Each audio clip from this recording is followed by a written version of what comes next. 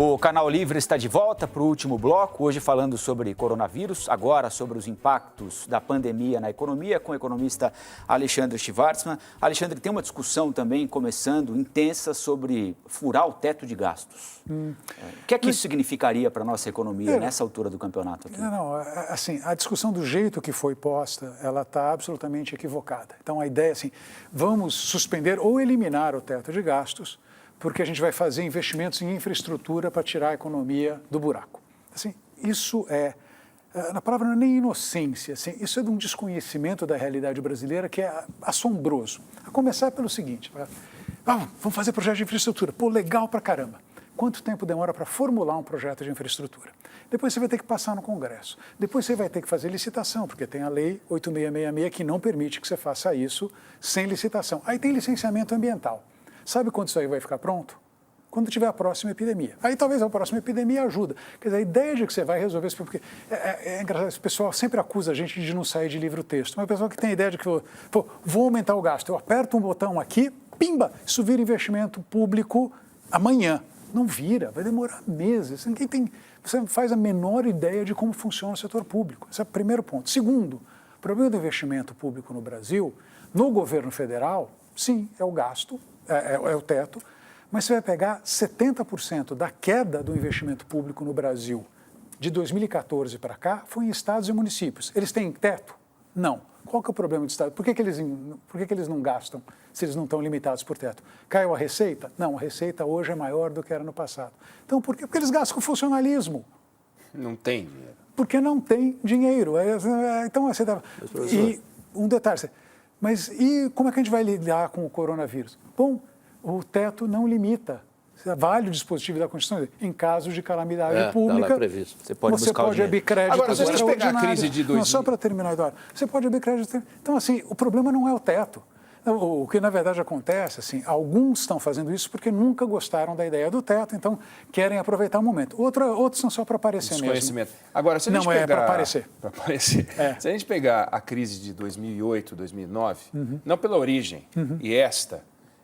elas são diferentes, mas elas devem ter coisas parecidas. O fato de ser global, o fato de deixar um legado, entre aspas, mais permanente.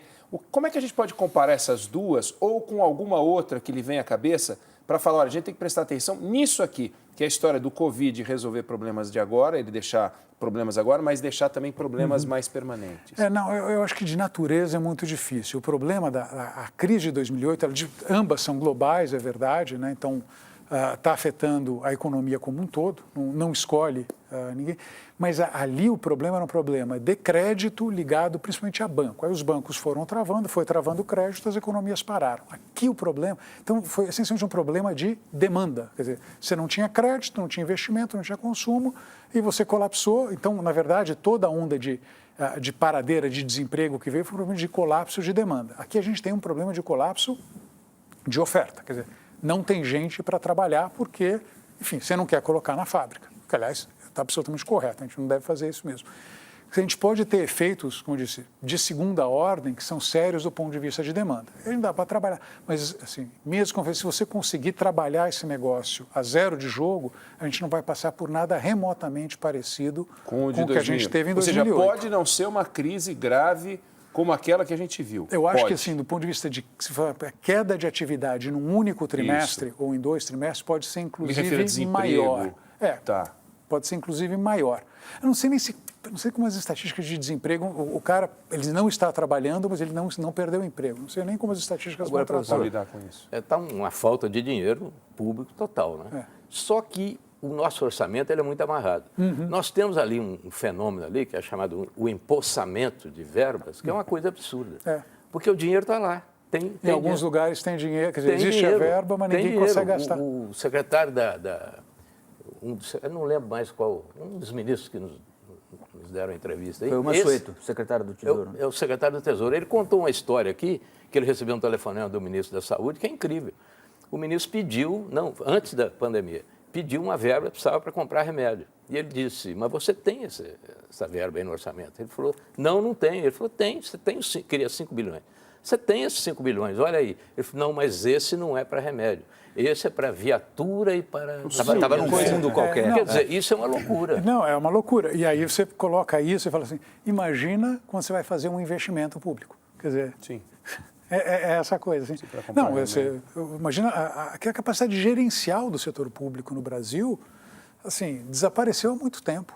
Né? Não é um fenômeno de hoje.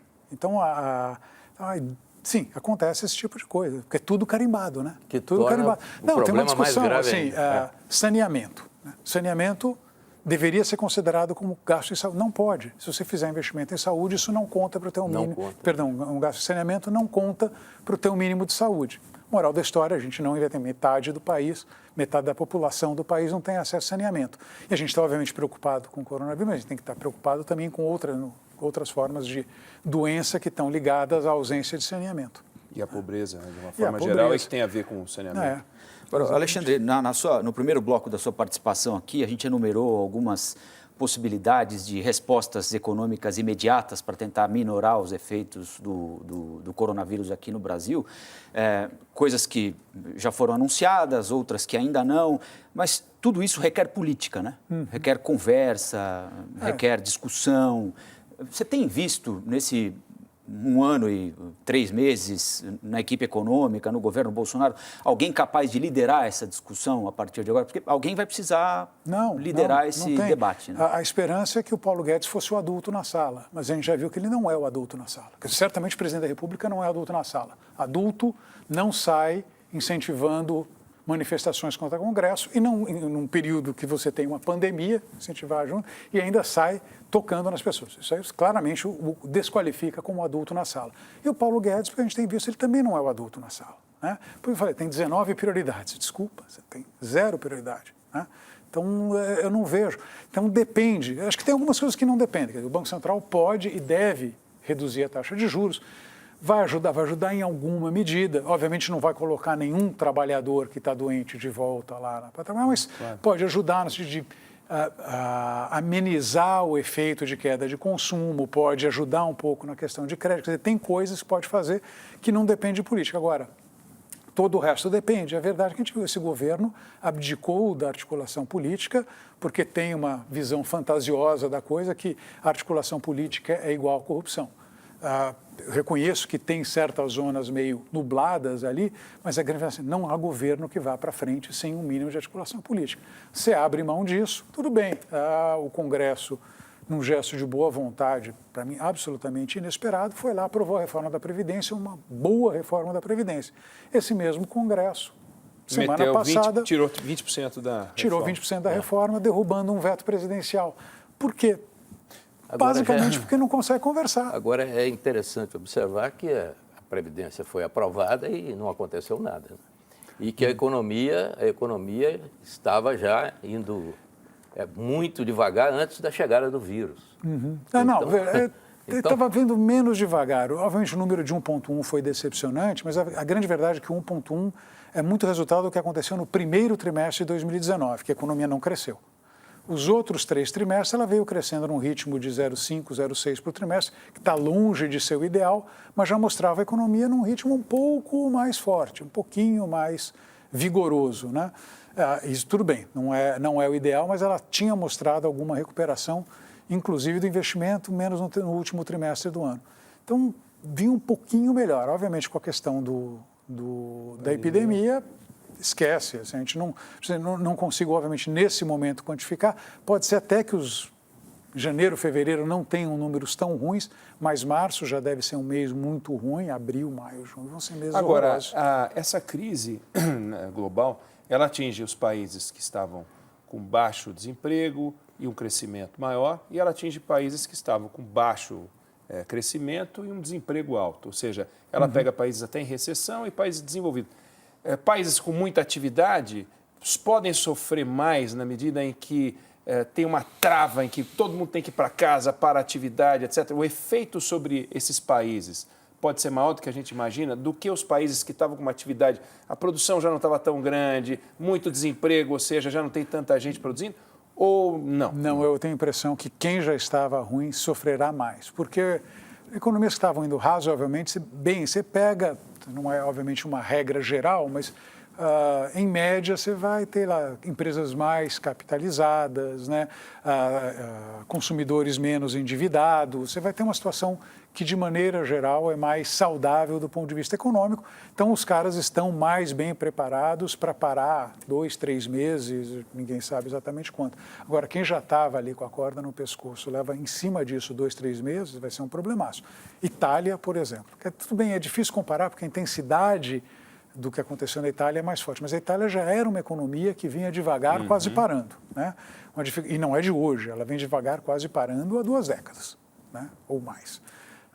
E aí, em cima disso tudo, você joga uma paradeira na principal região industrial, que é a Lombardia. Bom, aí vai ser absolutamente devastador. A China foi epicentro, mas é uma economia que vem crescendo muito, enfim, tá? Então a gente imagina que tenha setores mais bem capitalizados, consegue lidar de uma maneira menor com isso. Ou mesmo a economia americana, que está ainda no começo do processo, mas está ali no seu auge cíclico, tem de fato desemprego muito baixo, tem um problema talvez das empresas estarem mais endividadas, mas nesse aspecto o juro é baixo, então elas conseguem, acho que de uma maneira, lidar melhor com isso, sem contar que o Federal Reserve reduziu ainda a taxa de juros lá, uma coisa que deve colaborar. Mas eu a priori diria, quem já estava mal vai sofrer mais do que quem estava bem. Obviamente, o cara estava crescendo lá 2, 3% ao ano, uma economia desenvolvida muito, de repente para, aí você vai ver aquele número enorme. Mas é uma economia que provavelmente vai se recuperar melhor do que quem já vinha mal e leva uma travada dessa. O Canal Livre de hoje chega ao fim. Eu agradeço a participação do economista Alexandre Schwartzman, dos jornalistas Fernando Mitre e Eduardo Oineg. Boa noite e até semana que vem.